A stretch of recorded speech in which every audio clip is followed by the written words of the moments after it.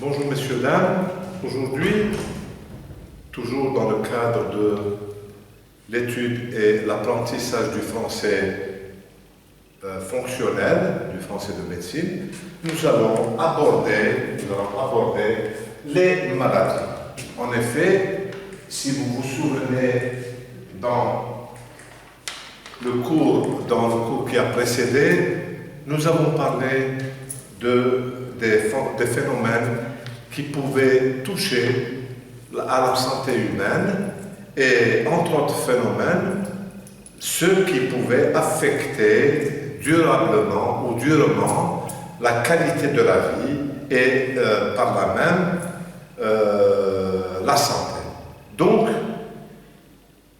il fallait, et nous avons expliqué le phénomène, il fallait que nous parlions de la qualité de vie, et parallèlement à la qualité de vie, nous avons parlé de l'environnement et des problèmes graves qui pouvaient toucher l'environnement, entre autres, un des phénomènes mondiaux actuels qui est dû à l'industrialisation effrénée, c'est celui de la pollution.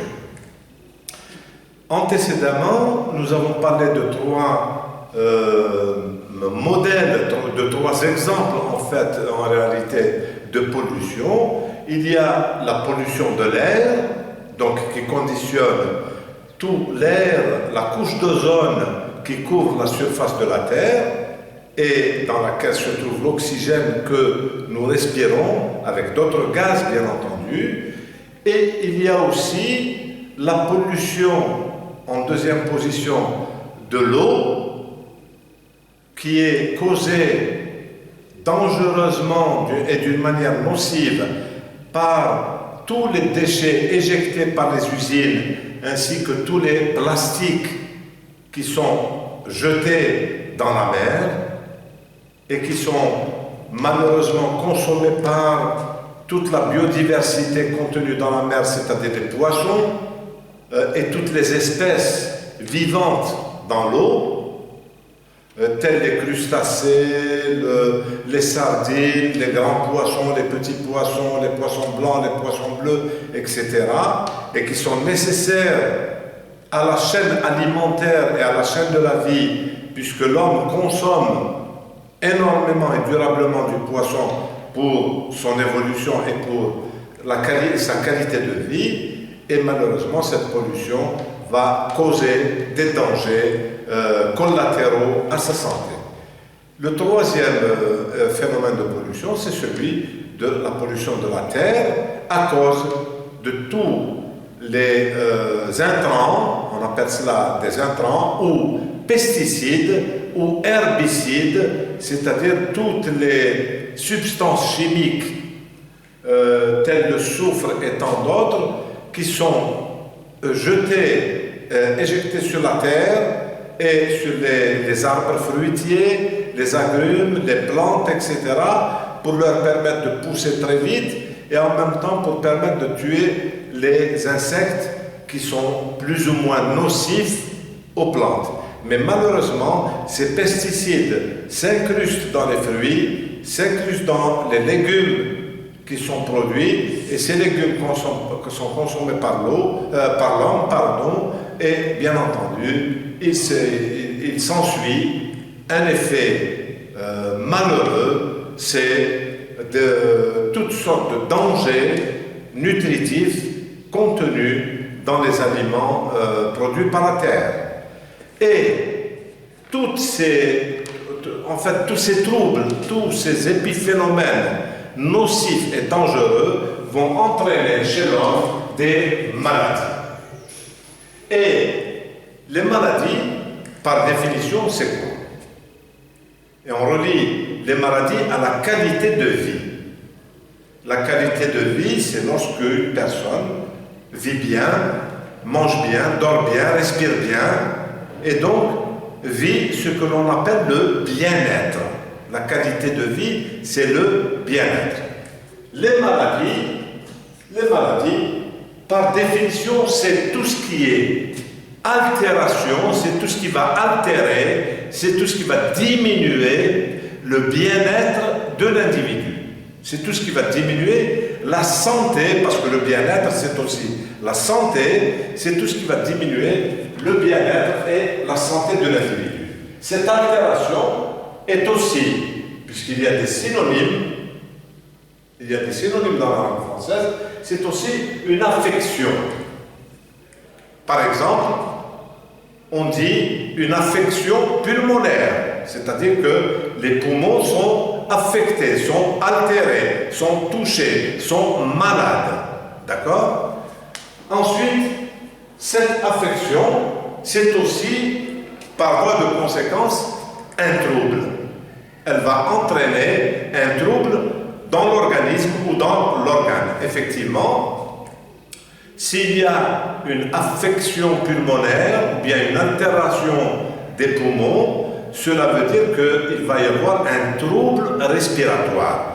Donc il va y avoir une diminution de la quantité d'oxygène qui va entrer dans les poumons.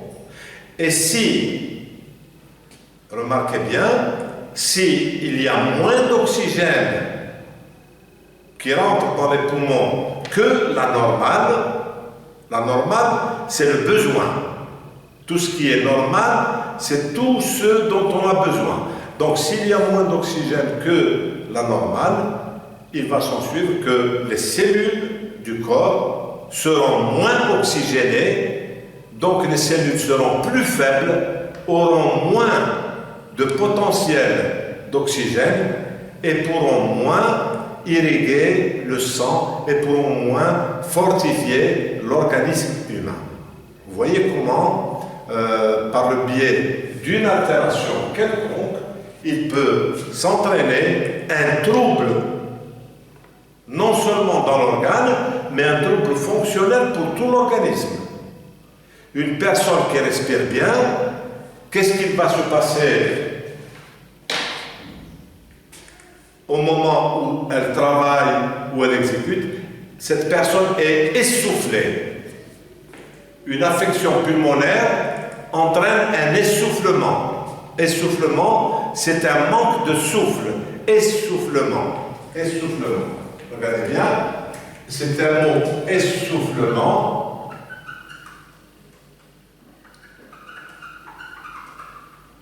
En fait, c'est un mot composé qui contient comme radical le souffle, c'est-à-dire le souffle, c'est quoi? C'est la respiration. Essoufflement, c'est un préfixe. C'est un préfixe négatif.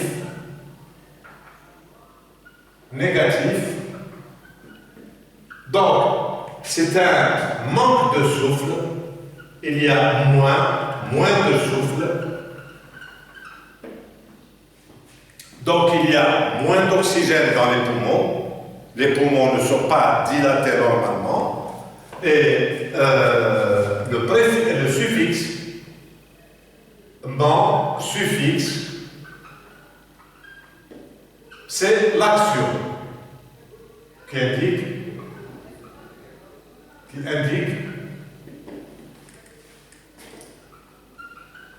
l'action de, c'est-à-dire l'action de s'essouffler, parce que la personne en situation d'essoufflement, elle peine, elle a des difficultés, elle respire difficilement, elle fait des gestes, même dans la gestuelle, vous sentez que cette personne est en difficulté.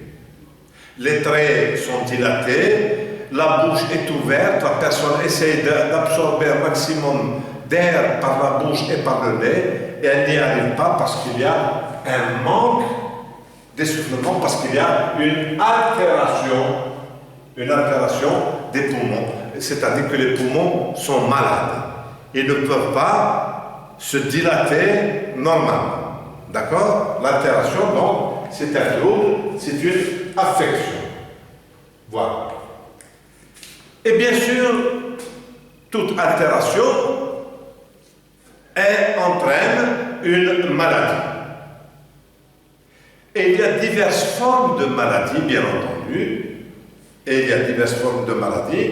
Il y a les maladies bénignes. On appelle des maladies bénignes, des maladies qui ne sont pas graves, des maladies dites douces. Une maladie bénigne,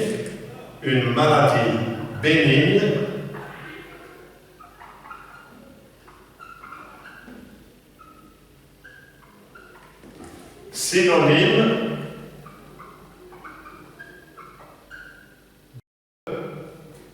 une maladie douce.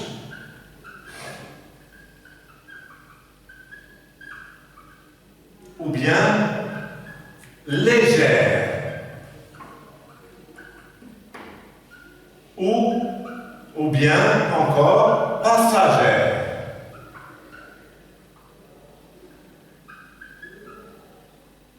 Voilà les synonymes de bénigne, une maladie bénigne. C'est une maladie douce. Il y a une altération, mais cette altération est douce, elle est faible. Ce n'est pas une altération dangereuse. Par exemple, un rhume, vous êtes enrhumé, nous sommes en hiver, vous êtes à la maison, au chaud, vous travaillez, et puis subitement vous sortez, quelqu'un vous appelle, et il fait froid dehors, et en sortant, vous attrapez froid. Le fait d'attraper froid, il y a attraper froid, il y a une action extérieure, donc c'est quelque chose d'extérieur qui va affecter le nez. Subitement, vous allez avoir des picotements dans le nez va vous piquer, on appelle cela des picotements, un rhume, exemple, un rhume, excusez-moi. Alors, qu'est-ce qu'il va y avoir? Altération légère. C'est une altération légère. De quoi? Du nez ou de la gorge.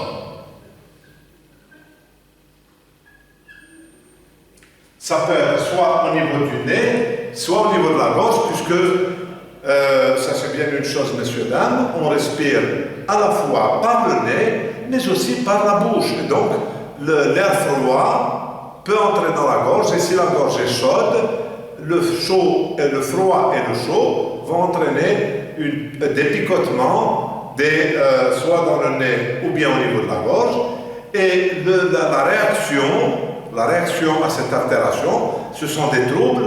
Les premiers signes, les premiers troubles légers, le nez va couler, il va y avoir des éternuements, par exemple le rhume, le nez va couler, des éternuements, un tout petit peu de toux, légère, une toux très légère, et donc ce sont des signes qui vont indiquer que la personne est enrhumée.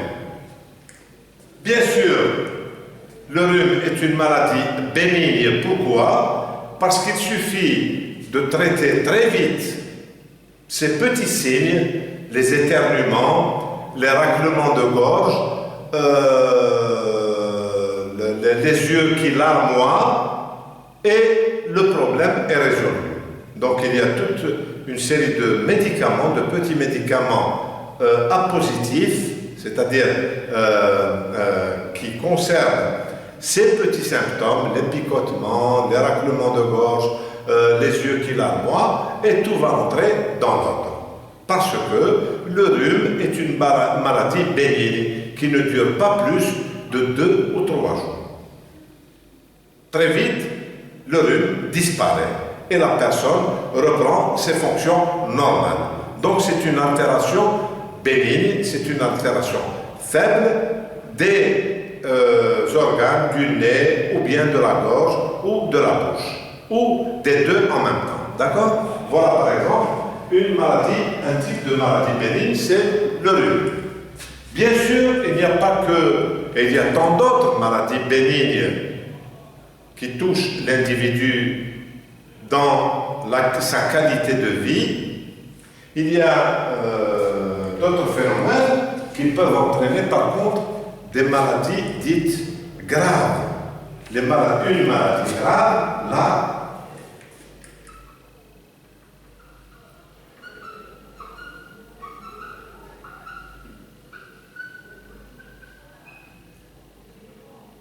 c'est une maladie dite sévère.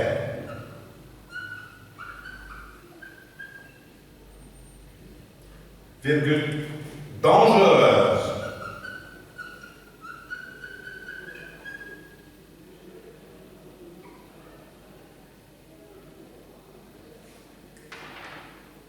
Ou bien, par extension, on peut dire aussi mortelle.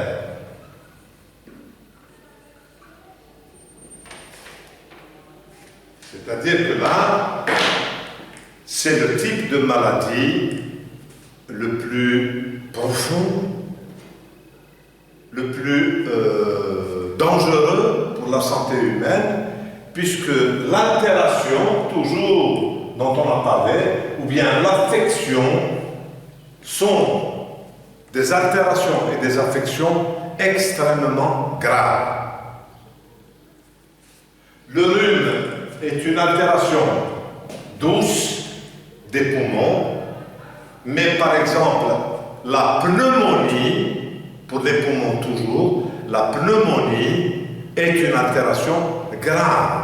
La pneumonie est une altération grave, c'est-à-dire que les poumons sont atteints. La tuberculose est une altération grave. Donc, la pneumonie et la tuberculose sont des maladies graves parce que les poumons sont gravement atteints.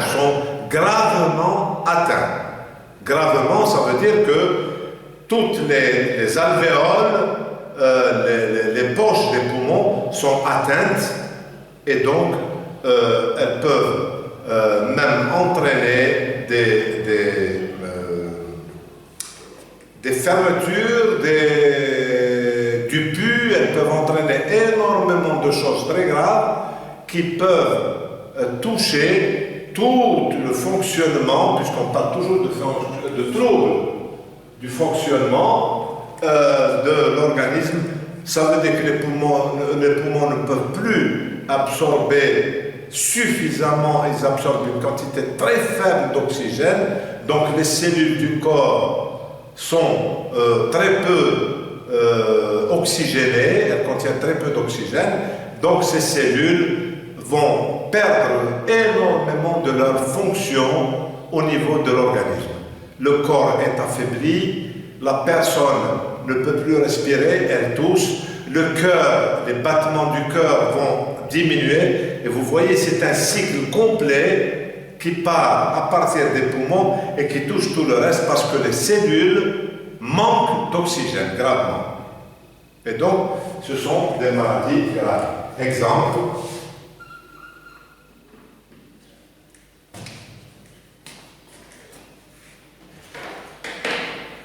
la tuberculose.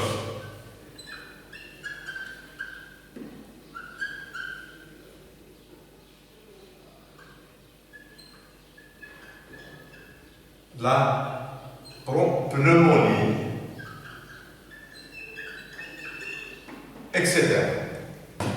En fait, en réalité, aujourd'hui, je n'ai parlé que de l'appareil respiratoire, le rhume, les poumons, etc. C'est tout ce qui concerne le nez, la bouche, les poumons, c'est tout ce qui concerne l'appareil respiratoire. Mais on peut parler aussi du cœur, on peut parler du foie, on peut parler des reins, on peut parler de beaucoup d'organes qui fonctionnent dans le corps humain, qui peuvent être altérés, donc ils peuvent perdre une partie de leur fonction et donc ils peuvent entraîner des troubles légers ou bien des troubles graves. D'accord? Voilà. Comment on considère qu'une maladie est grave? Lorsque l'altération est importante, d'une part, et les fonctions sont très faibles, d'autre part. L'altération est très grande et les fonctions de l'organe sont très faibles. Vous voyez le jeu de proportion. L'altération est grande, c'est-à-dire que la maladie est importante, elle est grande, et les fonctions vitales sont très faibles. Donc, on dit que, en deuxième étape, la maladie est grave. Troisième type de maladie, les maladies, une maladie incurable,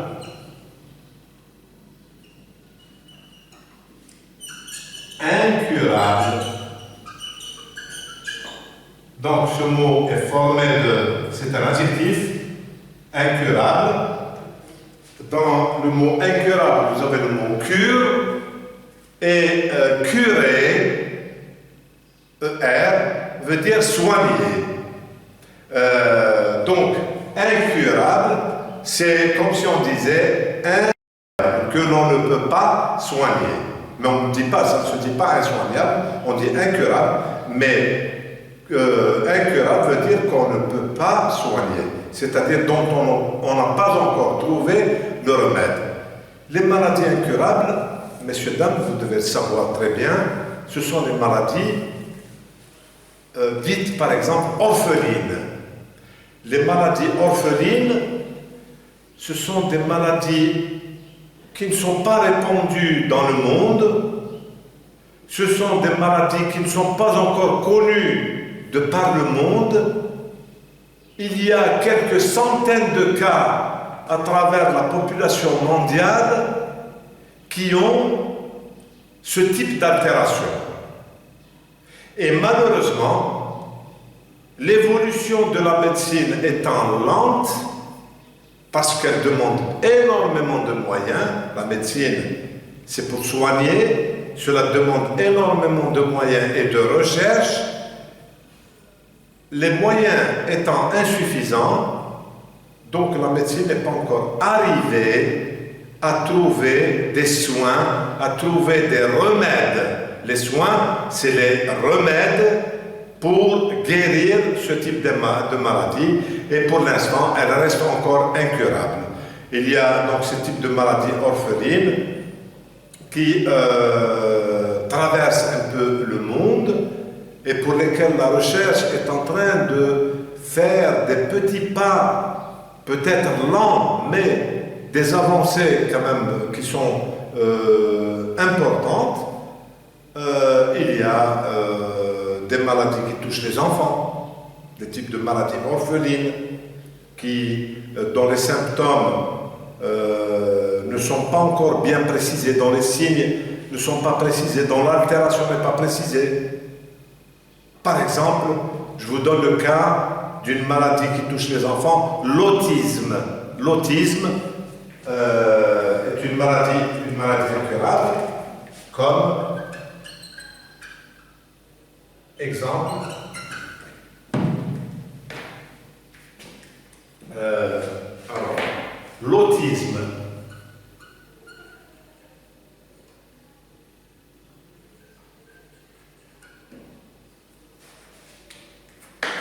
Elle touche un certain nombre d'enfants.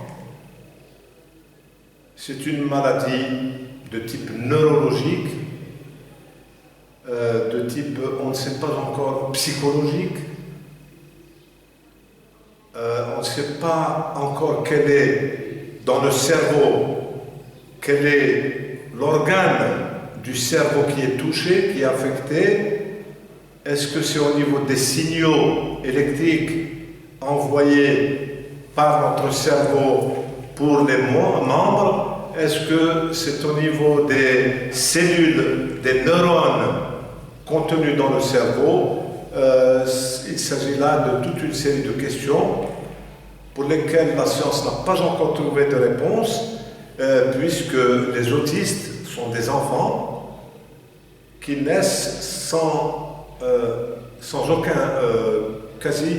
aucun contact social. ils perdent leur sociabilité parce que à la naissance, il y a un instinct qui est naturellement développé chez l'homme, c'est l'instinct grégaire. L'instinct grégaire, c'est l'instinct, le besoin d'autrui. C'est un instinct qui nous guide vers le besoin de chercher autrui comme nous, c'est-à-dire de chercher une autre personne, adulte ou majeur ou mineur.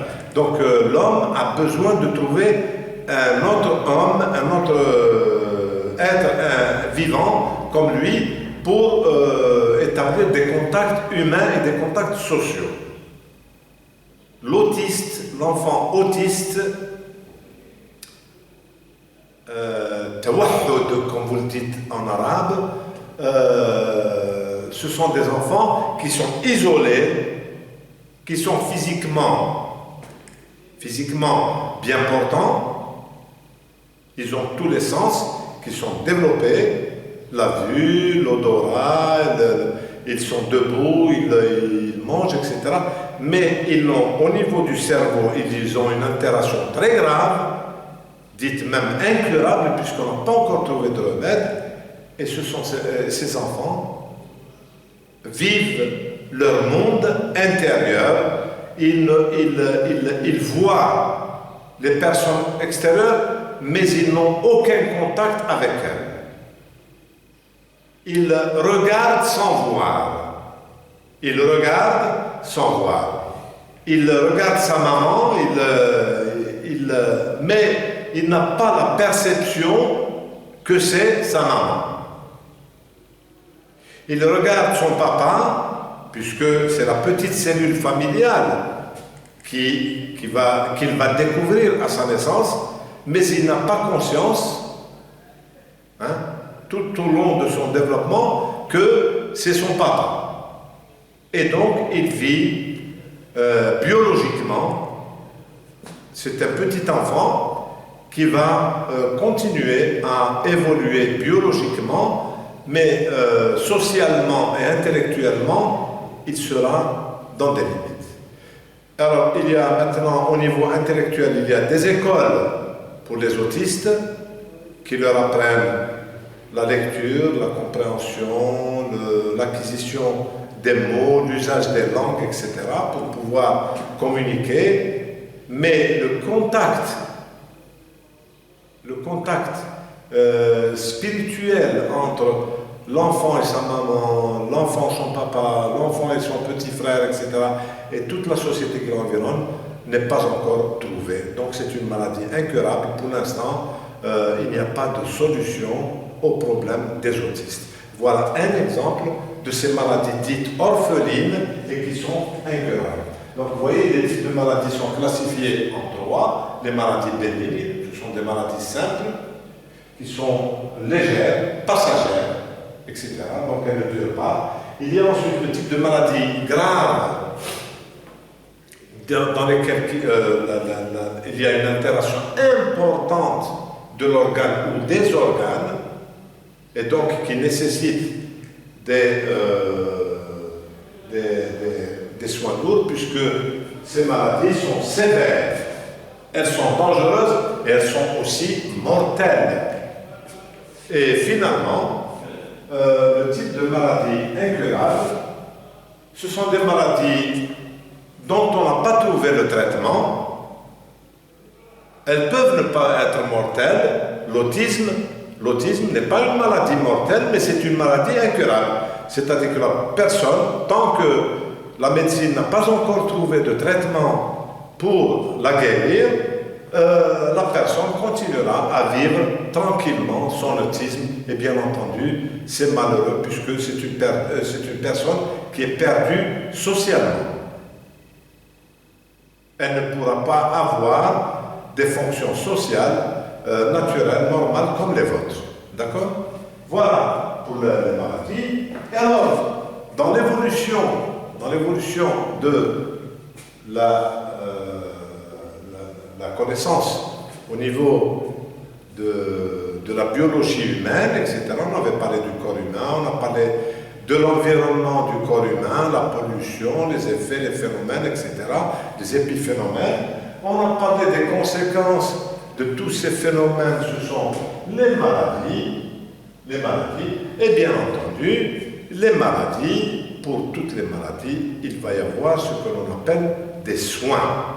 C'est-à-dire que la maladie est une action négative qui va altérer l'organe ou les organes d'un corps ou le corps humain lui-même, et il va y avoir nécessairement des gens qui réfléchissent, qui pensent, ce sont les hommes de science, ce sont des médecins, ce sont des chercheurs en médecine, qui vont trouver les palliatifs, c'est-à-dire les soins, c'est-à-dire les manières de guérir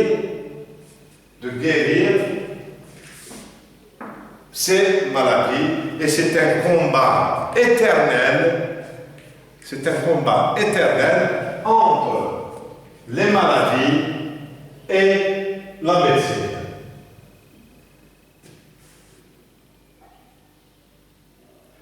Les maladies attaquent, comme on dit, et la médecine contre-attaque. Les maladies attaquent, elles altèrent, la médecine contre-attaque, c'est-à-dire elle part. Le verbe parer, c'est protéger. La médecine, elle est là pour protéger. Voilà pour ce qui est du phénomène des maladies. Et donc là, on va arrêter la partie lexique, c'est-à-dire la connaissance des mots. On a vu le radical des mots, c'est par exemple des mots composés, essoufflement. On a le radical ici, qui veut dire radical, c'est souffle, ça c'est le préfixe ES, et ça c'est le suffixe MENT. Alors, il y a des mots composés, peuvent avoir un préfixe et un radical, ils peuvent avoir un préfixe, un radical et un suffixe, ils peuvent avoir aussi un radical et un suffixe. Voilà pour la formation des mots. Les synonymes, vous avez vu ce que les mots veulent dire. Maladie égale altération, affection ou trouble de l'organisme. Alors, une maladie, alors comment se présentent les maladies? Bénignes, graves ou incurables. Et bien sûr, comment cette maladie, et je termine là-dessus, comment cette maladie va-t-elle se manifester? Parce que la maladie est une action, c'est une altération, et l'organisme va avoir une réaction. L'organisme humain, heureusement d'ailleurs, que l'organisme a une réaction, et cette réaction, nous la voyons, elle peut être externe, donc directe ou indirecte. Donc, cette réaction, elle va se manifester par des signes. Il y a des signes ou des symptômes. La maladie se présente par des signes ou des symptômes. Telle chose correspondent à un rhume. Exemple, éternuement, la personne éternue, elle a le nez qui coule, l'écoulement nasal, l'écoulement, le liquide qui sort du nez, il est incolore, il n'a pas de couleur, il n'est pas jaune, il n'est pas verdâtre, donc c'est un liquide normal, naturel, un écoulement nasal. Il y a un petit renflement de la gorge. Le médecin avec l'abaisse-langue, c'est un morceau de bûche, il abaisse la langue et il voit au fond de la gorge, il voit que la gorge est un petit peu rouge, rosacée. Tous ces symptômes vont indiquer au médecin qu'il s'agit bel et bien d'un rhume. Autre symptôme, la personne le malade déclare qu'il a des petits maux de tête, par exemple. Alors, éternuement, les mots d'éternuement, maux de tête, écoulement nasal, petite gorge irritée, tous ces symptômes sont des indicateurs sont des indicateurs, sont des signes indicateurs, symptômes, signes indicateurs, qu'il s'agit d'une maladie bénigne et le médecin qu'il s'agit d'un rhume, donc d'une maladie bénigne. Avec cela, le médecin va préparer ce qu'on appelle plus tard une ordonnance, c'est-à-dire une feuille de soins. Une feuille de soins. Les signes sont, alors, pour les maladies, les signes peuvent être des signes externes, donc qu'on peut vérifier directement, comme je l'ai dit, écoulement nasal, le nez qui coule, les yeux qui larmoient, un petit peu de toux, une gorge qui est un petit peu irritée. Tout cela peut être direct. Mais aussi, il y a des signes qui sont perceptiblement indirectement. C'est-à-dire il faut que le malade les déclare. Par exemple, le mal de tête, le médecin ne peut pas le deviner comme cela au toucher extérieur. Il faut que le malade dise à un docteur, j'ai mal à la tête, j'ai mal à la tête, ou bien j'ai des maux de tête. Donc là, il va ajouter ce signe, il va ajouter ce symptôme aux autres symptômes extérieurs. Donc il y a des symptômes directs et il y a des symptômes indirects. Et ces symptômes, ce sont des troubles. Et effectivement, ce sont des troubles, puisque le nez, il coule. En situation normale, le nez humain ne coule pas. Au contraire, les fosses nasales sont libres pour laisser passer et sortir, pour laisser rentrer l'air et sortir le gaz carbonique. Parce que l'homme respire de l'air et rejette du gaz carbonique. Donc ce sont des perturbations fonctionnelles ou lésionnaires et des causes internes ou externes. D'accord? Voilà grosso modo pour tout ce qui est maladie, altération, trouble, signes, symptômes. Les soins, nous verrons cela la prochaine fois et là, avec la médecine générale. À présent, la deuxième partie de notre cours,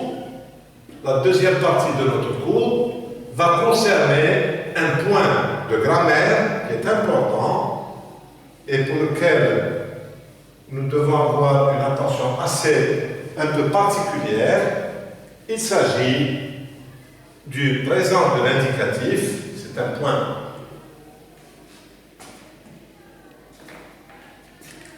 alors de grammaire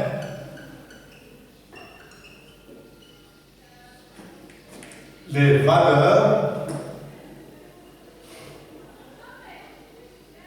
du présent de l'indicatif.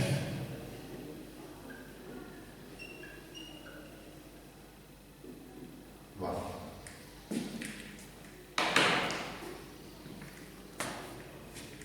Donc le mode indicatif, vous le savez, nous sommes en grammaire, le mode indicatif, c'est le mode de l'actualité, c'est le mode de tout ce qui est réel. Ce mode contient des temps simples et il contient des temps composés. Les temps simples du mode indicatif sont le présent, le futur, l'imparfait et le passé simple. Il y a quatre temps simples. Le présent, le futur, l'imparfait et le passé simple. Et il y a, à côté de ces temps simples, des temps dits composés. Ce sont des temps composés. Il y a le passé composé qui correspond au présent, mais il est composé, donc il entre dans le passé, puisqu'on l'appelle passé composé. Il y a, à côté du futur, il y a le futur antérieur dans le passé, donc il y a le passé composé, le futur antérieur. Par rapport à l'imparfait qui est un temps simple, il y a le plus que parfait. D'accord? Et par rapport au passé simple, il y a le dernier temps. Donc, nous avons le passé composé, le futur antérieur, le passé composé, le futur antérieur, le plus que parfait, et à côté du passé simple, il y a le passé antérieur. Donc nous, pour cette fois-ci, nous allons nous arrêter non pas sur la conjugaison. La conjugaison, je pense que vous l'avez déjà faite. Le temps présent se conjugue très simplement avec les terminaisons. Première personne E, je mange E, tu manges ES, il ou elle mange E, nous mangeons ONS, vous mangez EZ, il mange ENT. Ça, E, ES, E, ONS, EZ, ENT sont les déclinaisons, sont les terminaisons du présent de l'indicatif. Aujourd'hui, nous, et ce qui nous intéresse surtout en ce qui vous concerne dans la lecture des textes et dans la compréhension des textes scientifiques, ce sont les valeurs du présent. Le présent n'a pas qu'une seule valeur. Il n'a pas seulement la valeur de l'actualité, c'est-à-dire de faire l'action au moment où on parle. Le professeur fait la leçon. Oui, là, c'est un verbe de présent d'actualité. Parce que, au moment où on parle, le présent fait réellement, le professeur fait réellement sa leçon. Il y a donc, à côté du présent d'actualité, il y a donc beaucoup de valeurs, d'autres valeurs. Et vous allez voir, et vous allez découvrir des valeurs nouvelles du présent qui ne sont pas des valeurs d'actualité, qui ne sont pas des valeurs du moment immédiat, mais qui ont d'autres composantes. Et vous allez voir. Alors, le présent peut être dit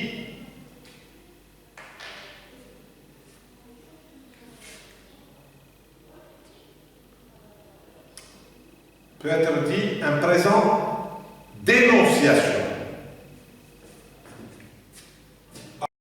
Petit 1, le présent d'énonciation. Énonciation. Qu'est-ce que cela veut dire? Et vous allez comprendre. En réalité, le mot essentiel de cette structure, c'est le mot énonciation. Énoncer, c'est-à-dire, comme je viens de vous le dire, c'est ce qu'on appelle un présent. C'est égal à un présent immédiat. Égal présent immédiat.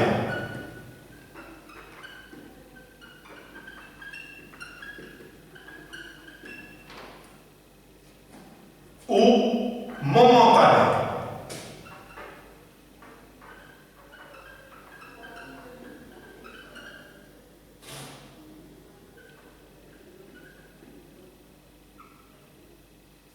Il correspond, comme je l'ai dit tout à l'heure, au moment, c'est-à-dire il correspond à une action qui se fait au moment où l'on parle.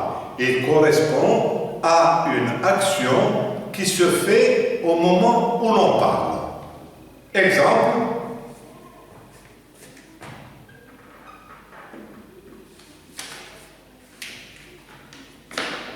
Je vous l'ai dit, un exemple très simple.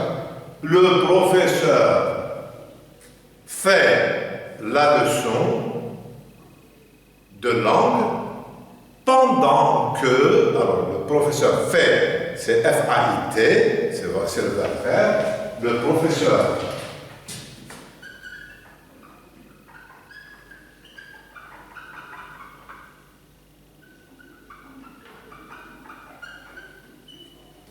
pendant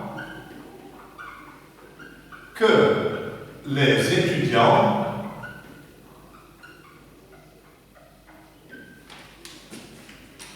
écoutent. Alors, le professeur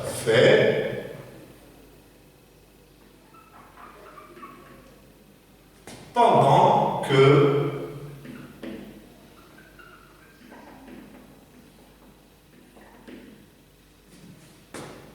les étudiants écoutent. Faire, faire, vient du verbe faire. Troisième groupe,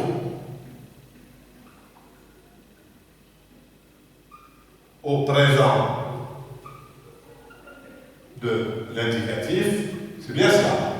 Et écoute,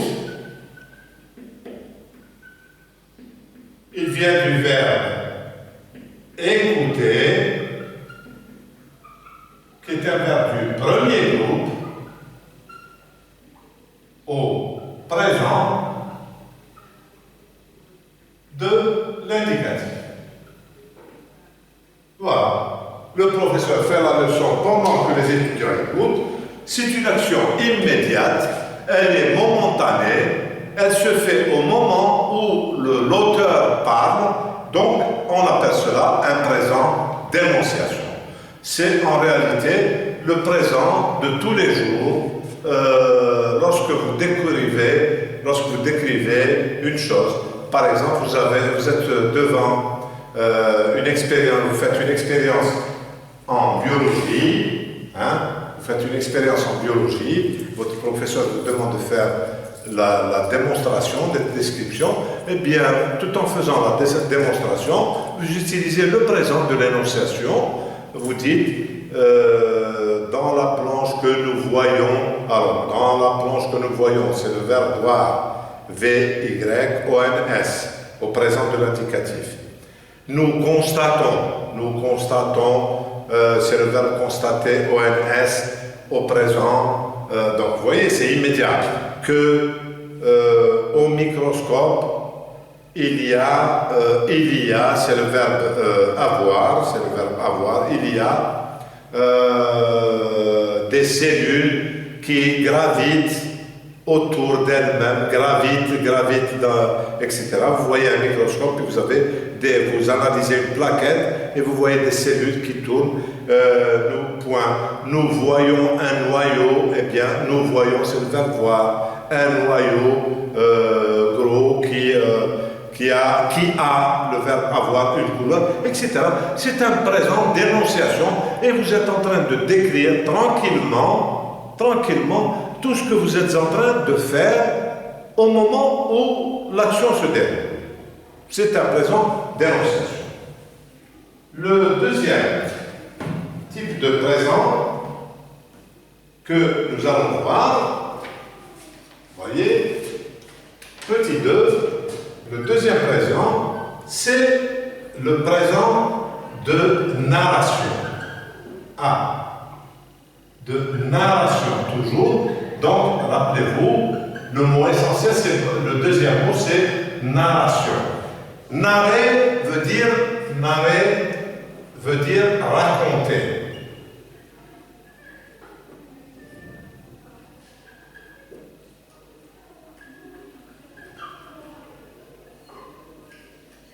Veut dire raconter.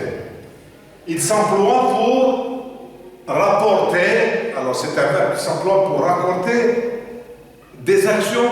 Alors raconter veut dire raconter des actions passées.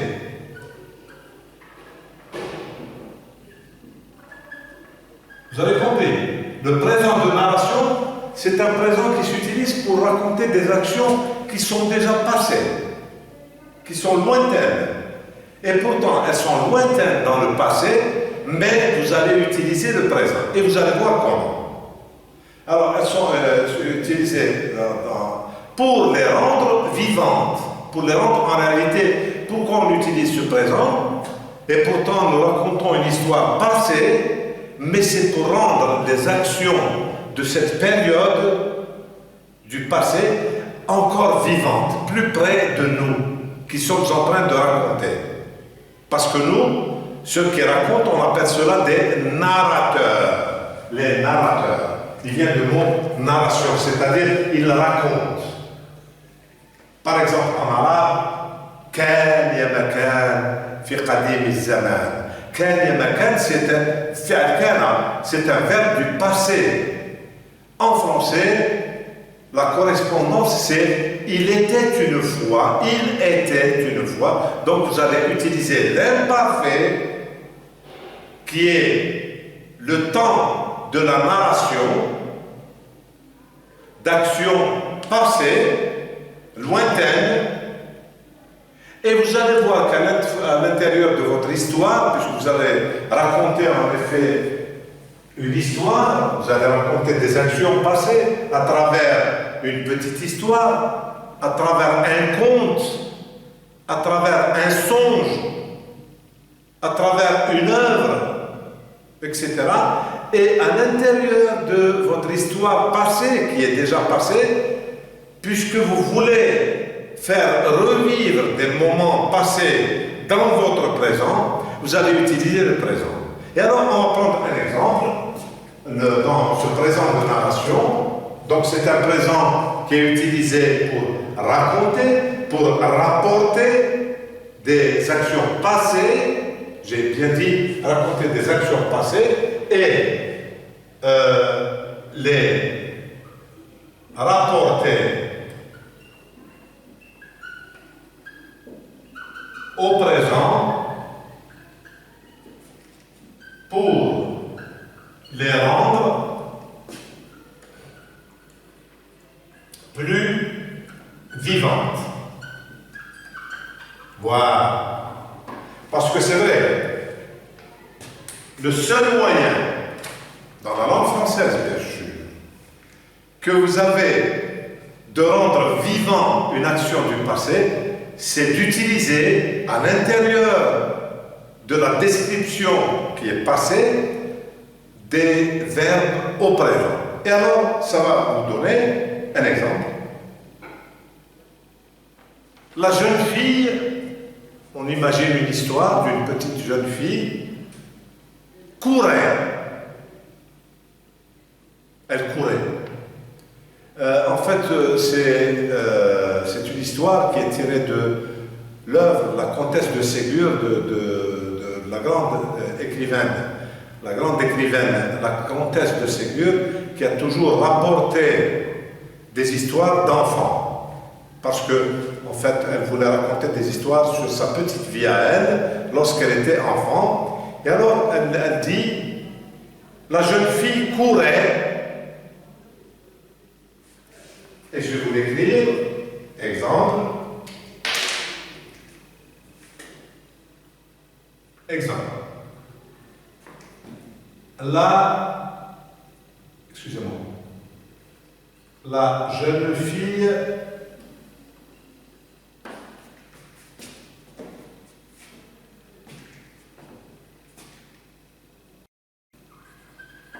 courait à Ité.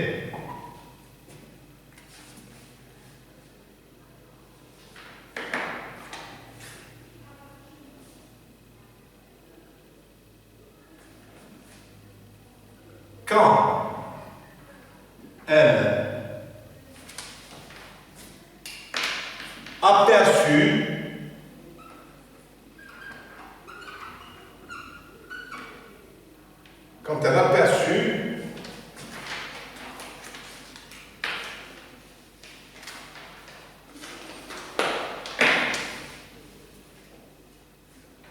la jeune fille courait quand elle aperçut une de ses amies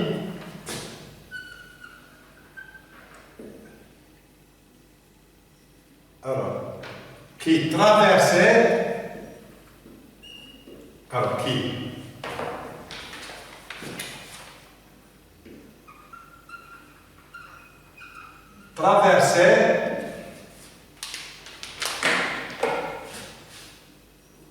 la rue. Alors, la jeune fille courait, regardez, c'est bien ça, le temps de narration, l'imparfait, c'est le verbe courir. Quand elle aperçut, c'est le verbe apercevoir, c'est une action brève dans le passé, donc on utilise le passé simple. Une de ses amies qui traversait, donc c'est le verbe traverser à l'imparfait, la rue. point. Elle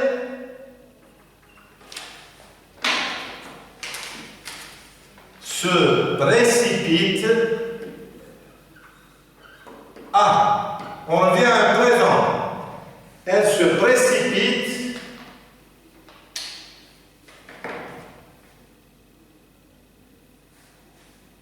vers elle et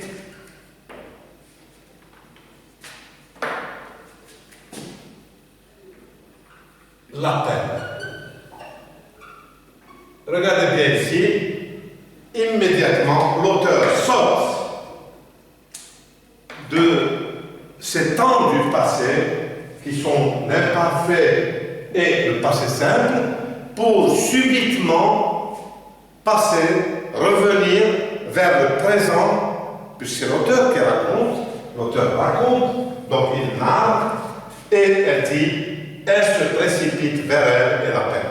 Et regardez dans la lecture globale de ce morceau de texte, il y a une espèce de cohérence entre les temps du passé et le temps du présent. En réalité, l'auteur, c'est pour mieux rapprocher l'action, c'est pour mieux rapprocher cette jeune fille qu'elle a connue dans le passé, pour la rapprocher d'elle, pour rapprocher son image d'elle et pour la rendre plus présente. L'auteur dit, la jeune fille courait quand elle aperçut une de ses amies qui traversait la rue. Elle l'appelle et, elle se précipite vers elle et l'appelle.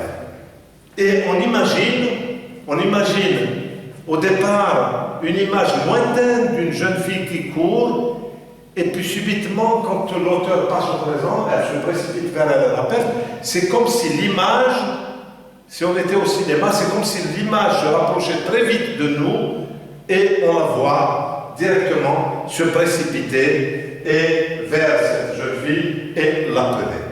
Donc c'est un temps de narration, c'est un présent de narration qui est intégré dans le récit, qui est intégré dans le discours de la narration, mais en réalité, il vit, c'est un présent qui vit dans le passé, c'est un présent qui vit dans le passé, mais il nous fait de la narration parce qu'il va nous rapprocher les actions, il va nous rapprocher les personnages vers nous. D'accord?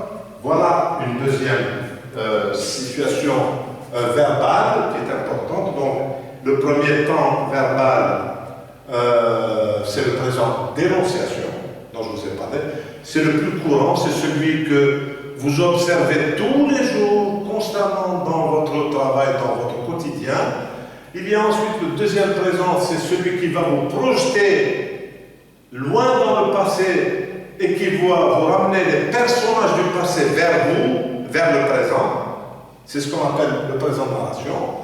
Le troisième présent que nous allons étudier, et c'est là-dessus que nous allons nous arrêter,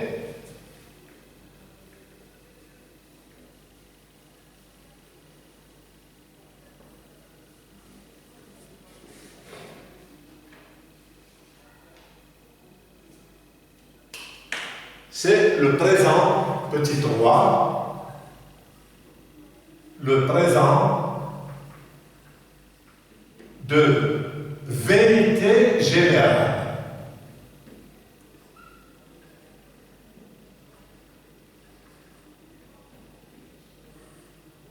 Qu'est-ce que c'est qu'une vérité générale? C'est une citation. Une vérité générale, c'est une vérité absolue. Elle est universelle. Elle est valable dans tous les temps, dans tous les lieux, dans tous les modes.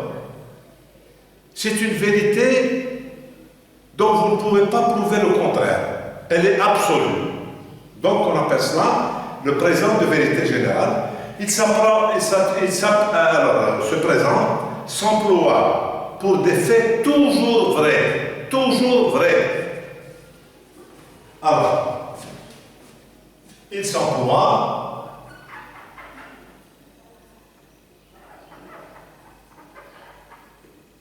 pour des faits, et vous soulignez cela, toujours vrai. C'est toujours absolu, c'est toujours vrai.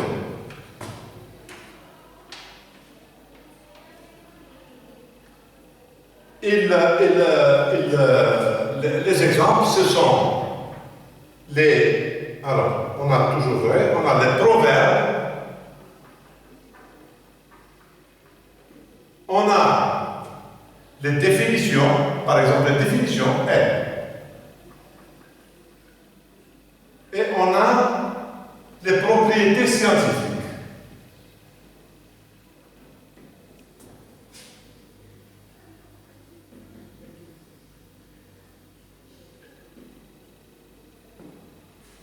Alors, un exemple. Bon, un exemple, ça c'est disons, une vérité générale. Au pôle Nord, en hiver, le soleil ne se lève pas. Au pôle Nord, exemple, au pôle Nord,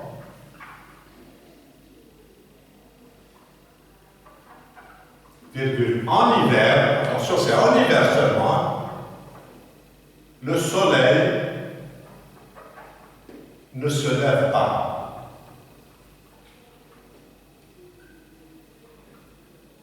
Vous voyez, par exemple,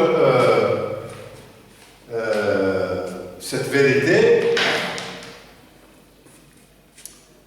quand on nous dit en général le soleil se lève à l'est et se couche à l'ouest. Ça, c'est une vérité au général. Le soleil se lève, présent, à l'est et se couche à l'ouest, présent.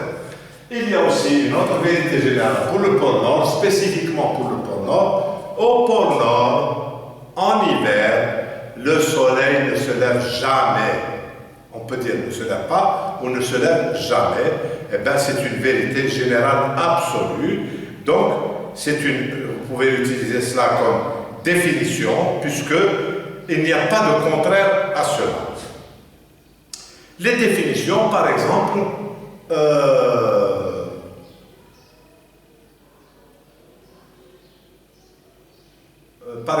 la vache est un ruminant.